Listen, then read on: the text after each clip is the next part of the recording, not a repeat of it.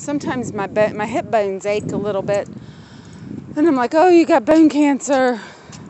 But then it goes away.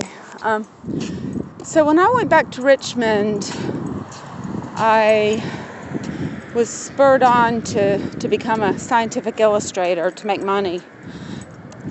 And I was competitive, I wanted to support Kent. I wanted to be smart. And his other girlfriend had been a medical doctor. She was a cancer doctor, oncology. He didn't tell me that. His sister told me that. But he never really followed me or called me that I knew. And so I dropped out because I couldn't do mathematics well. I did good. I got in the AFO program and got good grades all the way through. I met some really cool artists and had good artist teachers. And I studied a lot of anatomy and things like that in books mainly. And I got a skeleton I drew. And I think the most difficult thing to draw was the rib cage. And the backbone was a challenge too. But I did that, because that was what I wanted to study in scientific illustration. And I took zoology with the medical students. That was a toughie for me, memorization and all that. It was interesting. I had fun.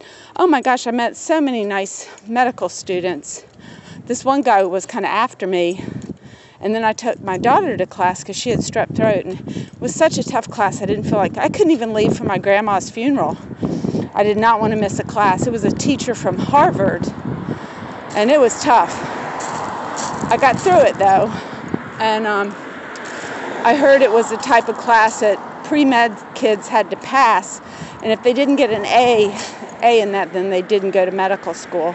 I believe I got a C. I went and talked to him. I said, I'm just trying to be a scientific illustrator, which you have to teach the doctors. So you have to be on par or ahead of that. And botany was really interesting. I did memorize pretty good for the test. And I really did like science. In public school, science was boring.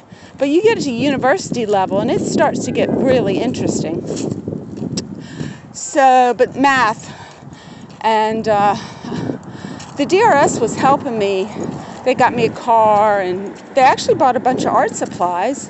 And so I was just I was a pig in heaven, man. I was making art and doing science.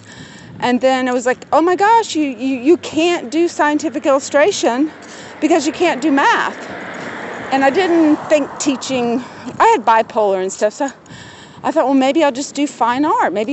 But DRS wouldn't, they said, no, we can't support you getting a fine art degree. And my dad, who was paying my rent, they were chipping in too. And nobody was willing to help me get a fine art degree. And I thought, maybe I could go to grad school and be a teacher or something. But so I ended up dropping out and getting married to Jerry. Because honestly, I said, he's old. I'll probably be the best looking thing he can find. And I'll learn to love him. He's just old.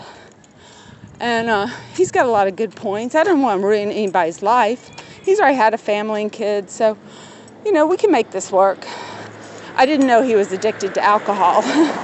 The addiction thing is a real struggle and problem, and it became very problematic when I had 2 children and I couldn't leave. I had no substantial gains in a job to leave, and so I never saw that coming. So anyway, you live and learn. So I'm working on my art career. I always did. I always felt like as a fine artist, just kind of on the back burner. And I'm wandering around town. I think I've missed my turn. Oh no, here we are.